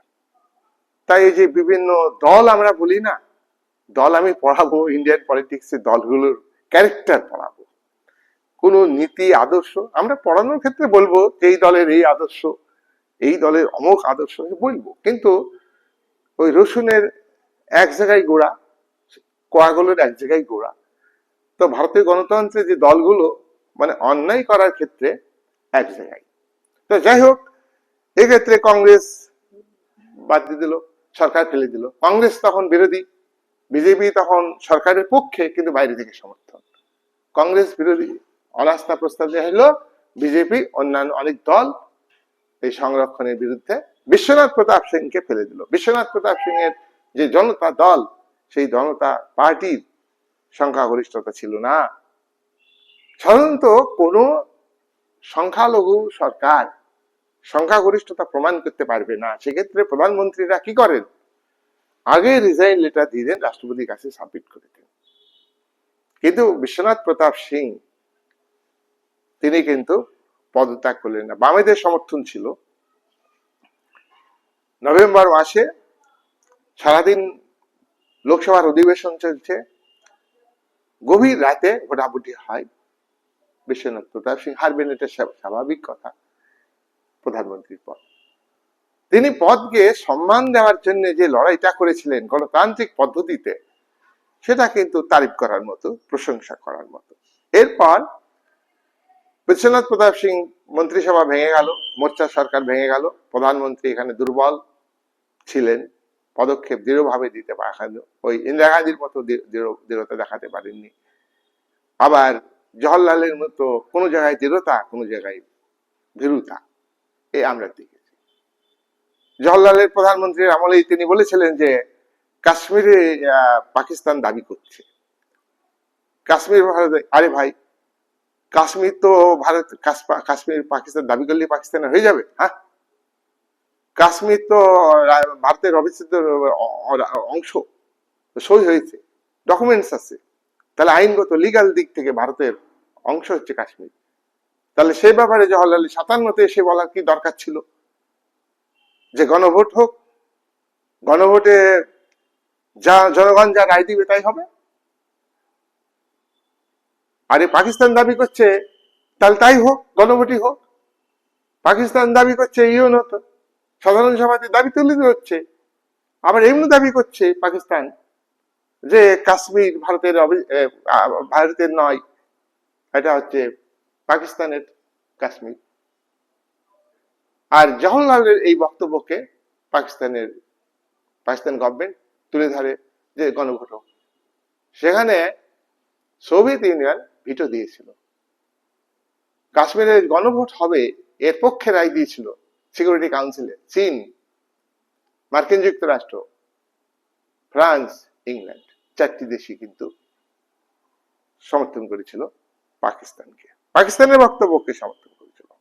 আচ্ছা, এবার হলো গেল, তাহলে বুঝো, তাহলে প্রধানমন্ত্রীর একটা দৃঢ়তা, সাহসিকতা, এটা কিন্তু পদকে সুদৃঢ় করবে। এইবার চন্দ্রশেখর, ইনি প্রধানমন্ত্রী হলেন।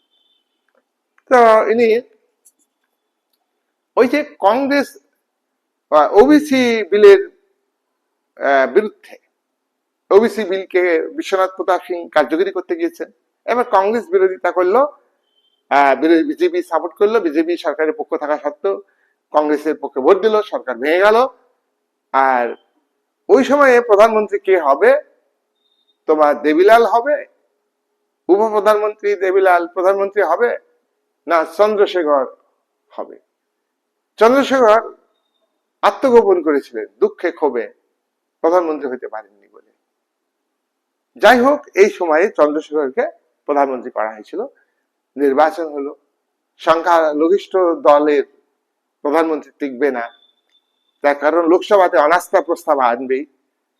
ভারতবর্ষের রাজনীতিতে পলিটিক্যাল কালচার, রাজনৈতিক ব্যবস্থার প্রতি বিশ্বাস, অনুভূতি, আবেগ, অনুভূতি, দৃষ্টিভঙ্গি, মূল্যবোধ, এটা কিন্তু ভারতীয় পার্লামেন্টের সদস্যদের মধ্যে কি গড়ে উঠেছে?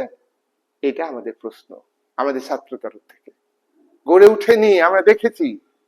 তাহলে মনমোহন সিং, বামেরা যখন 61টা আসন সমর্থন তুলল, সেই 61টা আসনেরও বেশি আসন, 61টা এমপি লোকসভা, তারও বেশি এমপি কিনে মনমোহন সিং এর সরকার সংখ্যাগরিষ্ঠতা প্রমাণ করে দিয়েছে। 272 দরকার ছিল, 273 দরকার ছিল, সেখানে 276টা এমপি বেশি কেনা হয়ে গেছিল। বস্তা বস্তা টাকা দিয়ে এমপি কেনা বেচা হয়।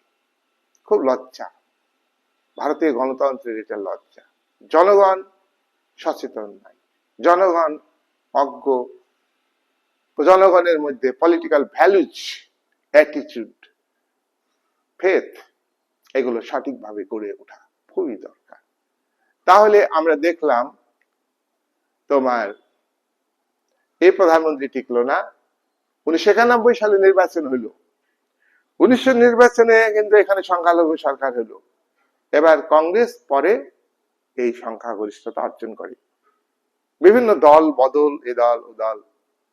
ভারতবর্ষে রাজীব গান্ধী এই দলটাকে রাজনীতিকে বন্ধ করবার জন্য 1985 সালে সংবিধান সংশোধন করে এই যে পার্টি সিস্টেম, এটা ভারতের সংবিধানে উল্লেখ ছিল না, জানো তো। 1985 সালে রাজীব গান্ধী আইন পাশ করে তোমার পার্টি সিস্টেম, পার্টি সংবিধানে লিপিবদ্ধ করেছে এবং দল ত্যাগ বিরোধী আইন পাশ হয়েছে। দল ত্যাগ বিরোধী 1985 সালে, যে তুমি যে দল থেকে জিতেছো, নির্বাচিত হয়েছে, যে দল দলের টিকিটে, খরচে, জনসমর্থনে, তুমি সেই পদ তুমি ছেড়ে দেবা, তুমি অন্য দলে চলে যাও। তোমরা দেখো, যখনই বিজেপি বা অন্য দল থেকে, কংগ্রেস থেকে টিএমসি তে গেছে, কংগ্রেস থেকে সিপিএম থেকে টিএমসি তে গেছে, এইসব কালার চেঞ্জ আর কি, গিরগিটি সব এগুলো। হ্যাঁ, এগুলো জনসেবার জন্য বলে যে আমরা রাজনীতি করি, এটা বিশ্বাস করা আমাদের পলিটিক্যাল সায়েন্সের ছাত্ররা আমরা বিশ্বাস করি না, গিরগিটি এরা। তখন তুমি দল চেঞ্জ করলা, তুমি তুমি আগের দলের যে নির্বাচিত সদস্য পদ তোমাকে ছেড়ে দিতে হবে। এই যে মুর্শিদাবাদে রেজিনগরে হুমায়ুন কবির, তাকে টিএমসি নেত্রী মন্ত্রী করলো, 3 মাস পরে নির্বাচন হলো, হুমায়ুন কবির হেরে গেল, মন্ত্রিত্ব চলে গেল। নির্বাচিত নয় এমন ব্যক্তি মন্ত্রী হতে পারে, কিন্তু তাকে 6 মাসের মধ্যে ইলেক্টেড হতে হবে কোনো একটা নির্বাচন কেন্দ্রে। বর্তমানে সিএম ওয়েস্ট বেঙ্গলে, তিনি নন্দীগ্রামে হেরে গিয়েছিলেন, তিনি ভবানীপুরে পরে তার দলের একজন মন্ত্রীকে পদত্যাগ করিয়ে সেখানে ইলেক্টেড হয়েছে, তাই সিএম আছে। এটা প্রধানমন্ত্রীর ক্ষেত্রে প্রযোজ্য। যাই হোক, হ্যাঁ, মানে আমি 91 যে প্রধানমন্ত্রী, তার কথা একটু বলি।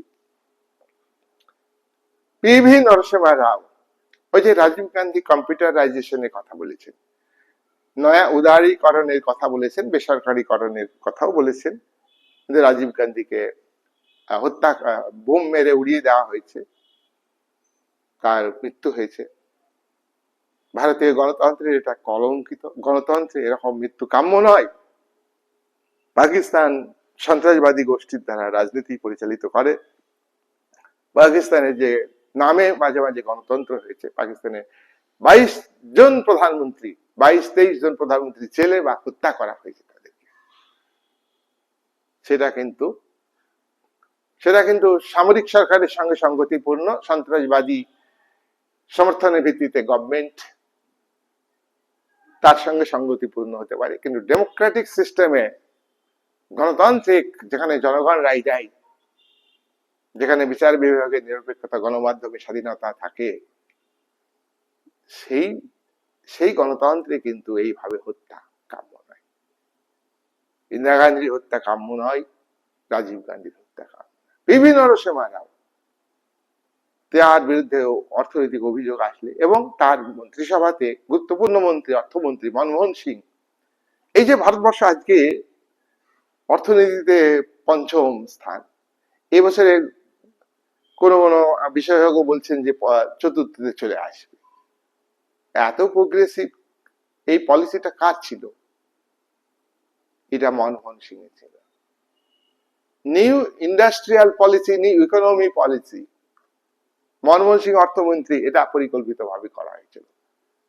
এটা এখানে মানে করে দিল মানে তার কৃতিত্ব, তা কিন্তু নয়। কিন্তু এখানেও আন্তর্জাতিক পলিটিক্স কি, 1945 থেকে 1991 দেখো তুমি, দ্বিমেরুবাদ। একদিকে সোভিয়েত ইউনিয়ন দাদাগিরি করছে কিছু দেশের উপরে, আর একদিকে মার্কিন যুক্তরাষ্ট্র পুঁজিবাদী কিছু দেশের উপরে দাদাগিরি করছে। আবার সমাজতান্ত্রিক দেশ মার্কিন যুক্তরাষ্ট্রের মধ্যে আছে, আবার পুঁজিবাদী দেশ অনেক সোভিয়েত ইউনিয়নের ছিল। একে বলা হয় বাইপোলার পলিটিক্স। আর একে কেন্দ্র করে কোল্ড ওয়ার ছিল, মাঝে মাঝে দাঁতাত হয়েছে, কোল্ড ওয়ারের উপশম হয়েছে। কোল্ড ওয়ার দাঁতাত হচ্ছে সোভিয়েত ইউনিয়ন এবং মার্কিন যুক্তরাষ্ট্রের মধ্যে যে পারস্পরিক উত্তেজনা, সেই উত্তেজনা প্রশমনের কৌশলটাকে বলা হয় দাঁতাত।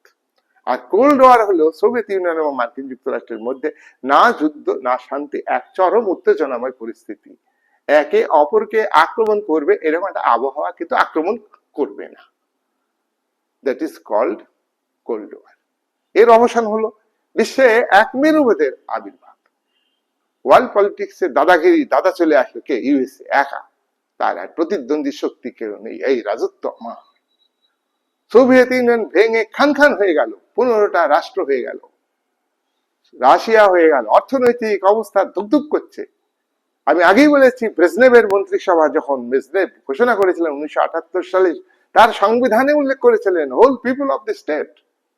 ভুল কথা, তাদের দোষকে ঢাকার জন্য whole people of the state বলেছিলেন। 1936 সালে স্ট্যালিন সংবিধানে বলা ছিল যে সোভিয়েত রাশিয়া হলো কৃষকদের রাষ্ট্র, শ্রমিকদের রাষ্ট্র, এই কথা বলা হয়েছিল। আর শ্রমিক কৃষক একটু শ্রেণীর নাম থাকছে, তার থেকে আরো গুরুত্বপূর্ণ কথা হলো whole people of the state. এটা এটা হচ্ছে কমিউনিজমের আগের স্টেপ, আর সোশ্যালিজম থেকে এগিয়ে একটা সমাজ। সোশ্যালিজম থেকে এগিয়ে এসছি আমরা, আর কমিউনিজমে এখনো পৌঁছাতে পারেনি। কমিউনিজম সামনে এইরকম একটা ঘোষণা করে, মিথ্যা মিথ্যা। তারপরে তার কারণ হচ্ছে ব্রেজনেভের জামাইয়ের অ্যাকাউন্টে হাজার হাজার কোটি টাকা, আত্মীয় স্বজন, স্বজন পোষণ নীতি, করাপশন ব্যাপক হারে সোভিয়েত রাশিয়ায় দেখা গেছিল। অর্থনৈতিক সংকট, নেতারা বাড়ি গাড়ি করছে, সাধারণ মানুষ উৎপাদনে শিথিলতা দেখিয়েছে, মন দিয়ে কাজ করেনি, তারা নিষ্ক্রিয় হয়ে গেছে উৎপাদনে, প্রোডাকশন কোলাপস মেরে গেছে। পেরেস্ত্রোইকা, গ্লাসনস্ত, এই যে গর্বাচভ ঘোষণা করেছিলেন, উনি আর এক হনু, উনি আর একটা মার্ক্সবাদ বিরোধী, কিন্তু উনি বলছিলেন আমরা মার্ক্সবাদের থেকে বিচ্যুত হয়েছি, তাই আমরা পেরেস্ত্রোইকা করছি। পেরেস্ত্রোইকা মানে রাশিয়ার অর্থনৈতিক সংস্কার, রাশিয়ার উৎপাদন বাড়ানো। আর গ্লাসনস্ত কি? হ্যাঁ, অবাধ ব্যবসা বাণিজ্য দিতে, পুঁজিবাদের বৈশিষ্ট্য, সেইটাকে গ্রহণ করছে। আর মার্কিন যুক্তরাষ্ট্রের নেতৃত্বে 1987 সালে সোভিয়েত রাশিয়া যদি কমিউনিস্ট লিডারই হবেন, তিনি কি পেতেন শান্তি পুরস্কার? 1987 সালে শান্তি পুরস্কার পেলেন। এ থেকে কি প্রমাণ হয় যে রাশিয়ার প্রেসিডেন্ট মিখাইল গর্বাচভ আমেরিকার দালালি করেছে, পুঁজিবাদকে ফিরিয়ে আনার চেষ্টা করেছে। ব্যাপক অর্থনৈতিক সংকট। সোভিয়েত ইউনিয়ন 1991 সালে চুরমার হয়ে গেল, ভেঙে গেল। রাশিয়া তৈরি হলো, আর 12টা রাজ্য বিচ্ছিন্ন হলো, পরবর্তীকালে আর 3টি রাজ্য, মোট 15টা রাষ্ট্র তৈরি হয়েছে। ইউক্রেন যুদ্ধ হয়েছে, তোমরা দেখছো, Ukraine, Belarus, Chechnya, Latvia, Estonia, এগুলো হচ্ছে সোভিয়েত ইউনিয়নের রাজ্য ছিল। মার্কিন এক এক এক মেরু প্রবণ মার্কিন দাদাগিরি। তো ভারতবর্ষ সেখানে কি করবে বলো? ভারতবর্ষের প্রধানমন্ত্রীর কে ইতিপূর্বে প্রধানমন্ত্রী যারা ছিলেন তারা ওয়েলফেয়ার স্টেটের আদর্শকে কার্যকরী করেছেন। ইতিপূর্বে যারা প্রধানমন্ত্রী ছিলেন তারা মিক্সড ইকোনমিকে গ্রহণ করেছিলেন। আর আজকে ভারতবর্ষে মনমোহনের পরামর্শ অনুযায়ী যে এই পরিস্থিতি, ওয়ার্ল্ড পলিটিক্স পরিস্থিতিতে ভারতের প্রধানমন্ত্রীকে এই পদক্ষেপ নিতে হবে। আমি অর্থমন্ত্রী হিসাবে বলছি, এলপিজি কে গ্রহণ করতে হবে। এল হচ্ছে লিবারালাইজেশন, এই লিবারালাইজেশন উদারীকরণ। ভারতের উৎপাদনের ক্ষেত্রগুলিতে রাষ্ট্র হস্তক্ষেপ করবে না। নয়া উদারীকরণ মানে ভারতের রাষ্ট্রের কাজের সীমানা কমাতে হবে। ওয়েলফেয়ার স্টেটের কাজ অনেক, রাষ্ট্র করে শেষ করতে পারছে না। অর্থনৈতিক সংকট দূর করতে গেলে আজকে ভারতকে বিদেশি ঋণ নিতে হচ্ছে, আইএমএফ থেকে ঋণ নিতে হচ্ছে, বিশ্ব ব্যাংক থেকে ঋণ নিতে হচ্ছে, অন্যায্য শর্ত আরোপ করছে ভারতের উপরে। তাই মনমোহন বলেছিলেন যে এলপিজি কে গ্রহণ করাটাই হলো এই মুহূর্তে ভারতের ক্ষেত্রে ঠিক।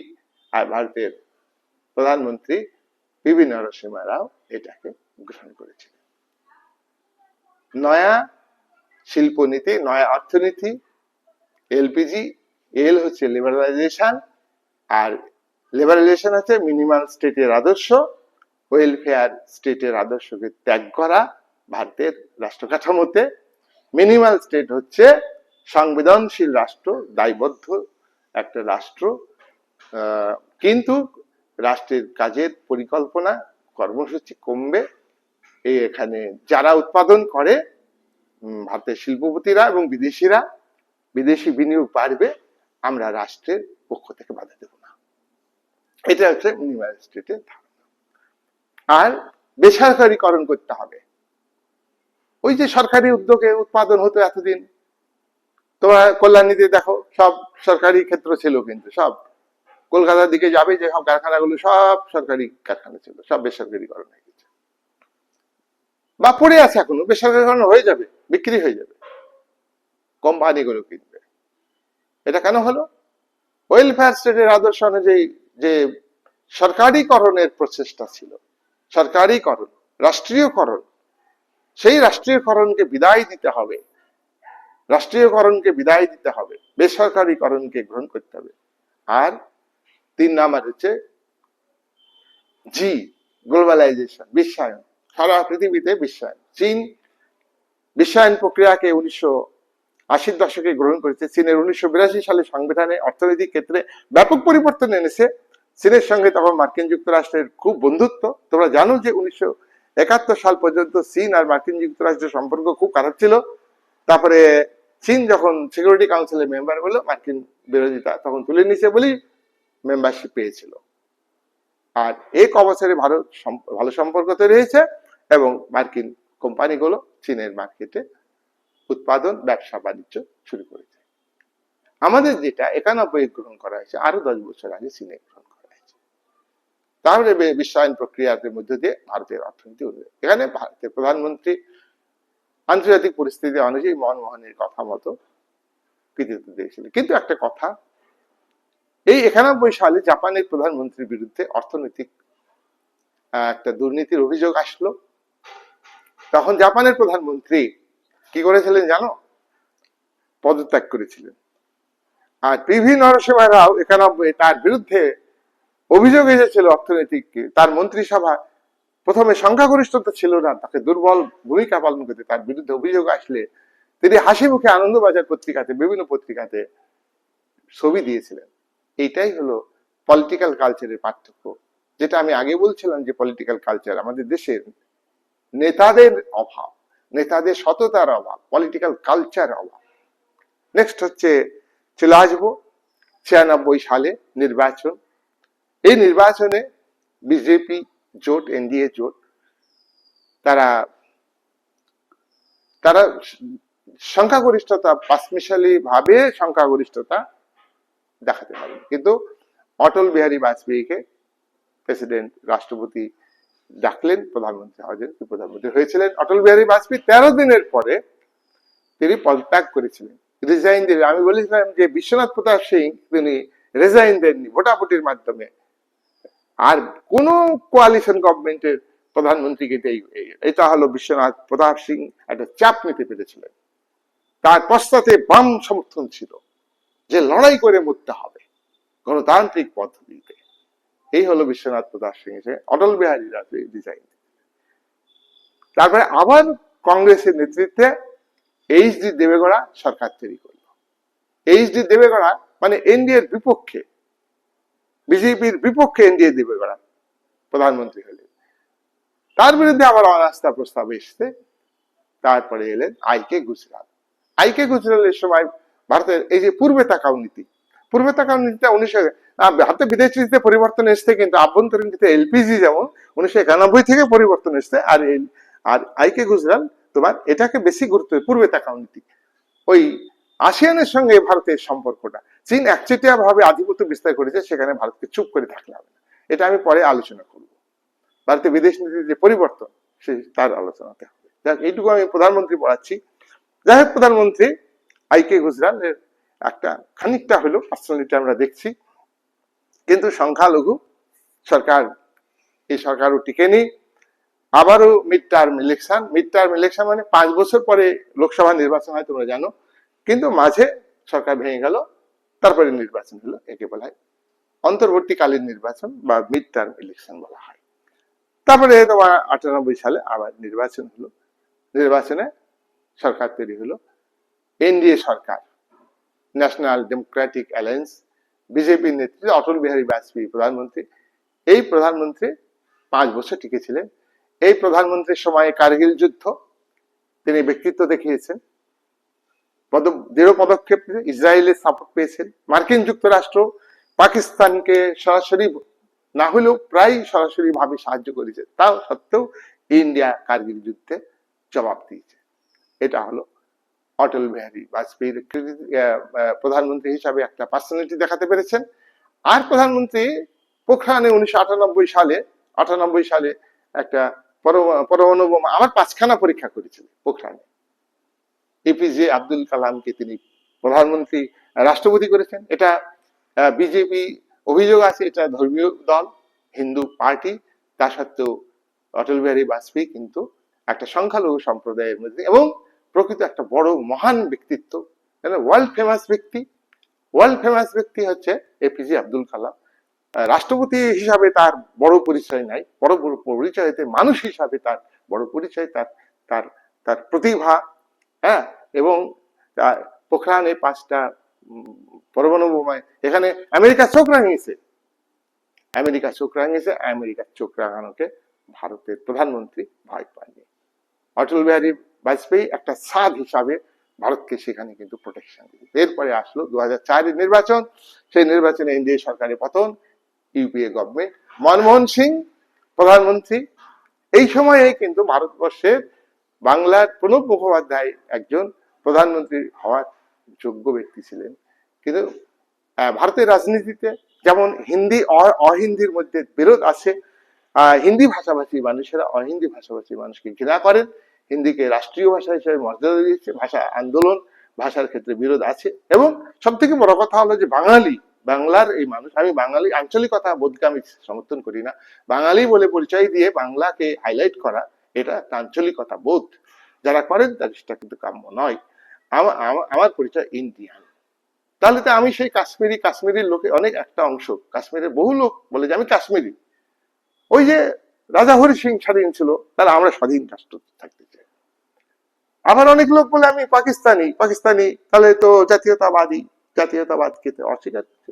ন্যাশনাল ইন্টিগ্রিটি সংবিধানের প্রস্তাবনাতে যেটা 1976 সালে শ্রীমতী ইন্দিরা গান্ধী ইন্টিগ্রেশন শব্দটা যুক্ত করেছেন। ইন্টিগ্রেশন, সোশ্যালিজম, সেকুলারিজম আর ইন্টিগ্রেশন, এটা খুব গুরুত্বপূর্ণ 3টি ওয়ার্ড ইন্দিরা গান্ধী যুক্ত করেছিলেন। কি বুঝতে পারলে তো? তাহলে এই যে ইন্টিগ্রেশনের বিপক্ষে কথা, আমরা জয় বাংলা, আমি বাঙালি, আমি বিহারি, আমি ইউপি, হ্যাঁ, আমি আমি আমি মানে আঞ্চলিক ভিত্তিতে পরিচয় নয়, ন্যাশনালিটি এখানে গ্রো করবে না, এবং এবং ধর্মের ভিত্তিতে পরিচয় নয়। এই পরিচয় হচ্ছে আমরা ভারতীয়।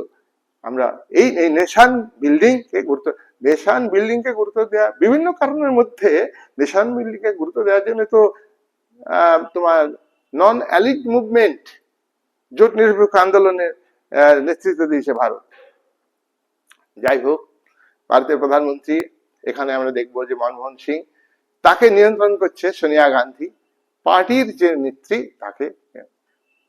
প্রধানমন্ত্রী তার ব্যক্তিগত যোগ্যতা, তার দক্ষতা নিয়ে আমি প্রশ্ন করব না, তাকে ছোট করা হবে।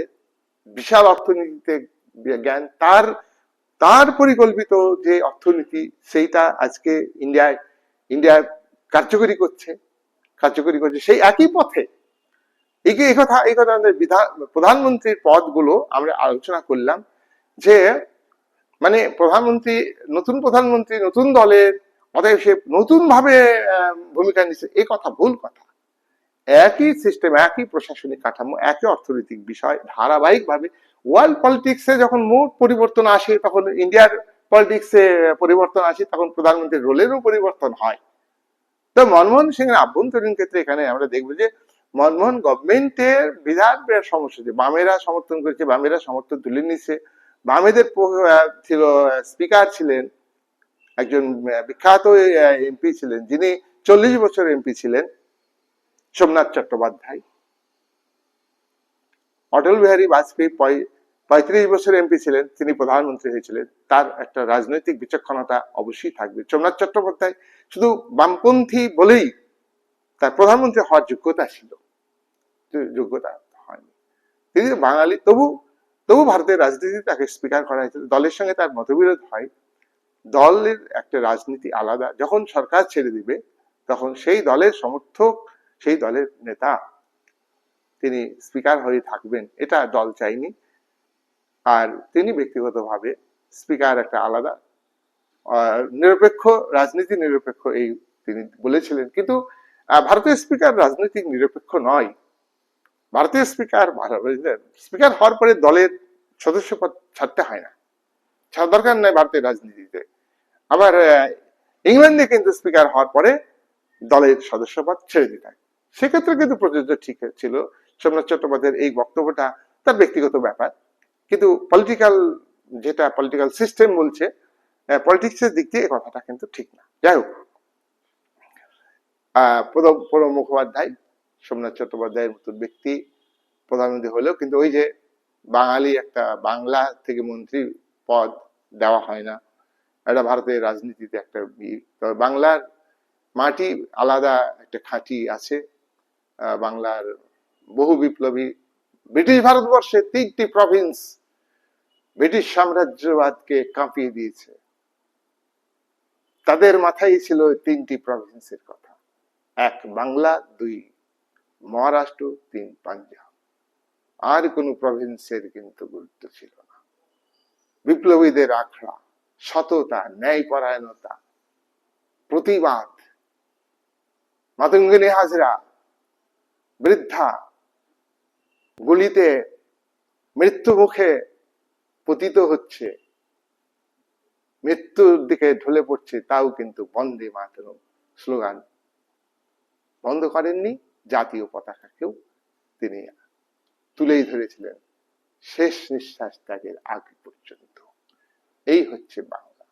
যাই হোক, মনমোহন সিং এর প্রধানমন্ত্রিত্ব, তিনি ব্যক্তিগতভাবে অনেক দক্ষ, অর্থনীতি বিশাল পাণ্ডিত্য, কিন্তু তাকেও পিছন থেকে টান সোনিয়া গান্ধী, যার জন্য দৃঢ় পদক্ষেপ তিনি নিতে পারেননি। ইউপিএ 1, ইউপিএ 2, এবং এখানে শরিক দলের ব্যাপার ছিল, শরিক দলের অনেক ব্যাপার ছিল।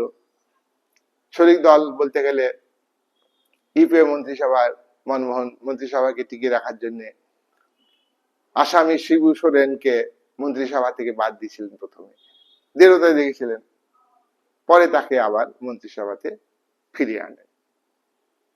এটা কি? এটা হলো সংখ্যাগরিষ্ঠতার অভাব। এই যে পিওকে, পাকিস্তান অকুপাইড কাশ্মীর আমরা ভারতবর্ষের 140 কোটি মানুষের মধ্যে প্রায় জনই আমরা ভেবেছিলাম যে পিওকে এখন হয়তো দখল করে নেবে, ইন্ডিয়া দখল করে। পিওকে তো আমাদেরই। কিন্তু বর্তমান প্রধানমন্ত্রী নরেন্দ্র মোদীর সংখ্যাগরিষ্ঠতার অভাব, 241 আসন নিয়ে তার নিজের দলের 241 আসন, এমন এমন পরিস্থিতি আসবে, বিহারের নীতিশ কুমার, চন্দ্রবাবু নাইডু এরা সমর্থন তুলে নেবে। মনমোহনের সময় এই সময় হয়েছিল, বাম দলগুলো তারা মনমোহন সরকারের সমর্থন তুলে নিয়েছিলেন, 61টা আসন ছিল 80। তাই মনমোহনের সময় তিনি দৃঢ় পদক্ষেপ গ্রহণ করতে পারেননি। আভ্যন্তরীণ দিক থেকে, আন্তর্জাতিক দিক থেকে তাকে অনেক ই করতে হয়েছে। কংগ্রেসের মন্ত্রিসভায় ব্যাপক দুর্নীতি ছিল, আর্থিক কেলেঙ্কারি ছিল। সেই দুর্নীতির ব্যাপারে লাগাম ধরতে পারেননি প্রধানমন্ত্রী। কেন প্রধানমন্ত্রী লাগাম ধরতে পারেননি? তার কারণ তার দলের নিরঙ্কুশ সংখ্যাগরিষ্ঠতা ছিল না, আবার তার দলের নেত্রী তাকে পিছন দিক থেকে টান দেন।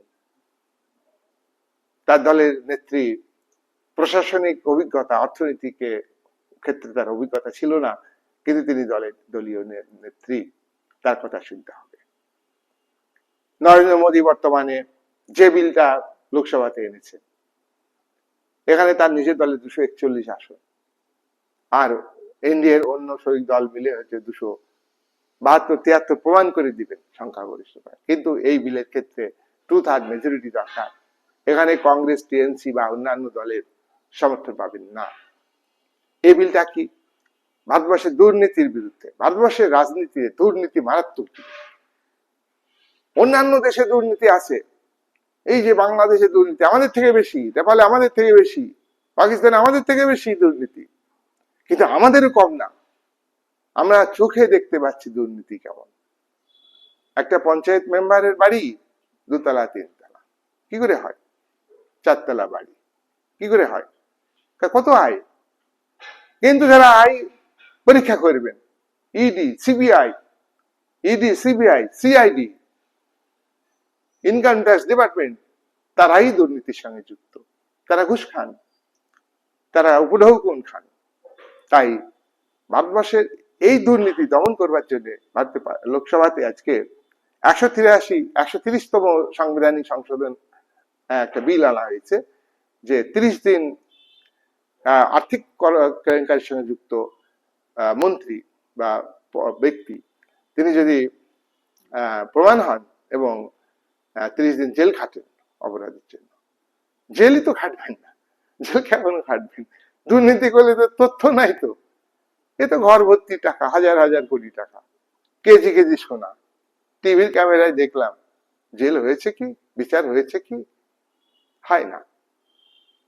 গরিব মানুষ অপরাধ করলে, ধর্ষণ করলে তার ফাঁসি হয়, কিন্তু কোন দলের নেতা নেত্রী তারা যদি কোনো অপরাধ করে, দলের নেতা কর্মীরা যদি অপরাধ করেন, ধর্ষণ করেন, তাদের কোনো শাস্তি হয় কি?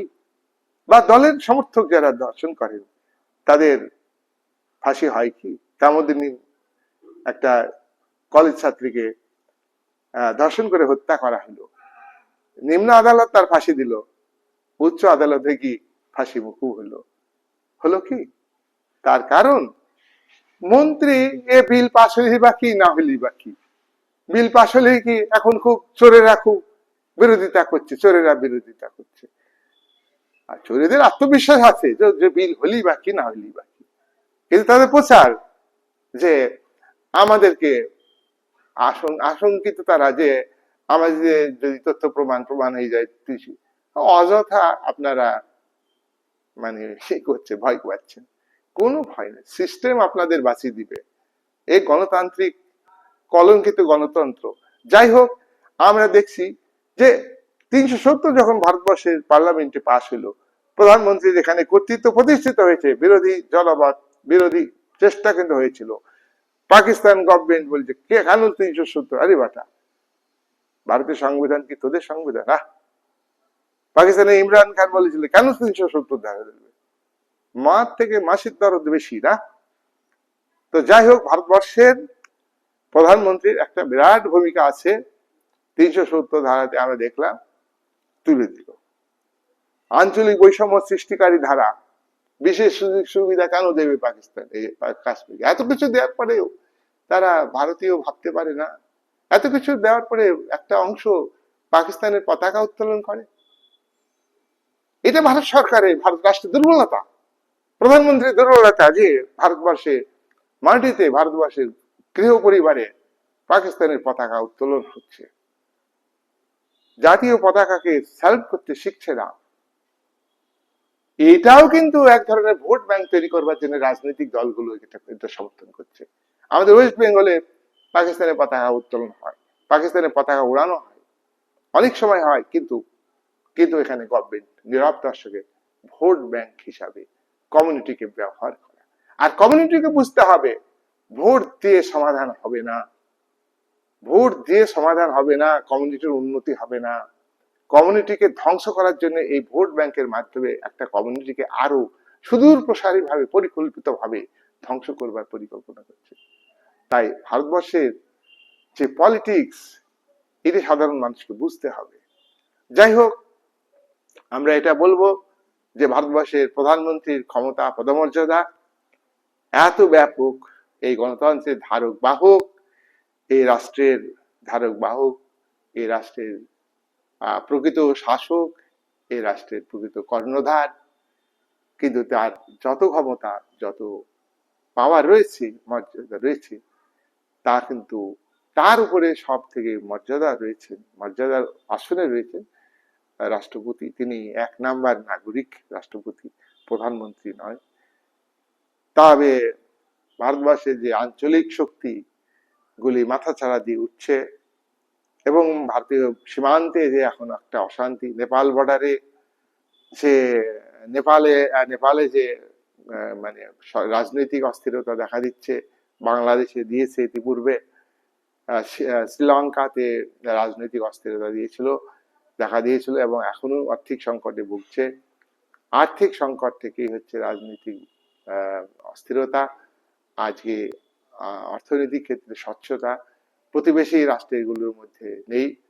আর তাই বলে এটা আমরা বলতে পারি না যে আমাদের মধ্যে, ভারতের রাজনীতিতে স্বচ্ছতা আছে। ভারতের রাজনীতি আরো আরো বেশি নোংরা। আরো ভারতবর্ষের ছাত্র যুব যেদিন সচেতন হবে, সেদিন কিন্তু ভারতবর্ষের সংগঠিত আন্দোলন হবে। ভারতের প্রধানমন্ত্রী যত ক্ষমতা, সাংবিধানিক ক্ষমতা, সবকিছু মানে নির্ভর করে তার ব্যক্তিগত যোগ্যতা, মর্যাদার উপর, রাজনৈতিক পরিস্থিতির উপর। ভারতবর্ষের প্রধানমন্ত্রীর পদকে এতটাই শক্তিশালী করা হয়েছে, কিন্তু তাই বলে তাকে হিটলারের সঙ্গে, মুসলিনের সঙ্গে তুলনা করা যাবে না। হিটলার নাৎসিবাদী পার্টির নেতা, তিনি গণতন্ত্রকে হত্যা করেন, তিনি গণমাধ্যমের স্বাধীনতা, নাগরিকদের অধিকার, স্বাধীনতা কেড়ে নিয়েছিলেন, পুঁজিবাদের বিকৃত রূপকে প্রতিষ্ঠিত করেছিলেন, রাষ্ট্রকে সর্বশক্তিমান করেছিলেন। এই ধরনের ক্ষমতা হিটলারের মতো, নাৎসি পার্টির নেতা হিটলারের মতো, জার্মানির রাষ্ট্রনায়কের মতো ভারতের প্রধানমন্ত্রী নন। আবার মুসলিনীর রাষ্ট্রনায়ক ছিলেন ফ্যাসিবাদী নেতা, তিনি ক্ষমতায় এসেছিলেন ফ্যাসিস্ট দলের মাধ্যমে। তিনিও তার দেশের অর্থনৈতিক ক্ষেত্রে পূর্ণ নিয়ন্ত্রণ, রাজনীতির ক্ষেত্রে তার নিয়ন্ত্রণ, সংবাদপত্রের স্বাধীনতা তিনি কেড়ে নেন, নিরপেক্ষ বিচার ব্যবস্থা করতে দেননি, মানবাধিকার অধিকার কেড়ে নেন, জনমত প্রকাশের কোনো স্বাধীনতা তিনি দেননি। এই ধরনের শাসকের সঙ্গে ভারতের প্রধানমন্ত্রীকে তুলনা করা যাবে না। তাই ভারতের প্রধানমন্ত্রীকেও আমরা ফ্যাসিস্ট বলতে পারি না। ভারতের প্রধানমন্ত্রীকে কেন ফ্যাসিস্ট বলতে পারবো না, কেন সামরিক নেতার মতো বলতে পারবো না? সামরিক সরকারে যেমন মিলিটারিদের হাতে ফুল ক্ষমতা থাকে, সেখানেও গণমাধ্যম, জনমত, সংবিধান সবকিছু সামরিক নেতার দ্বারা নিয়ন্ত্রিত হয়, কঠোরভাবে নিয়ন্ত্রিত হয়। সেখানে রাজনৈতিক দল গুলিকে নিয়ন্ত্রণ করা হয়, রাজনৈতিক দলকে বাতিল করা হয়, বিরোধী জনমত গড়ে তুলতে দেওয়া হয় না সামরিক সরকারে। তাই সেই সামরিক নেতার সরকার এর মতো ভারতের প্রধানমন্ত্রীকে বলা যাবে না। ভারতের প্রধানমন্ত্রী কিন্তু সেই ধরনের নয়। কেন? ভারতের দলীয় ব্যবস্থা আছে, পার্টি সিস্টেম আছে, আমি আগেই বলেছি। আগে কনভেনশনে ছিল পার্টি সিস্টেম, 1985 সালে দল ত্যাগ বিরোধী আইন পাশের সময় দল ব্যবস্থাকে সংবিধানে লিপিবদ্ধ করা হয়েছে।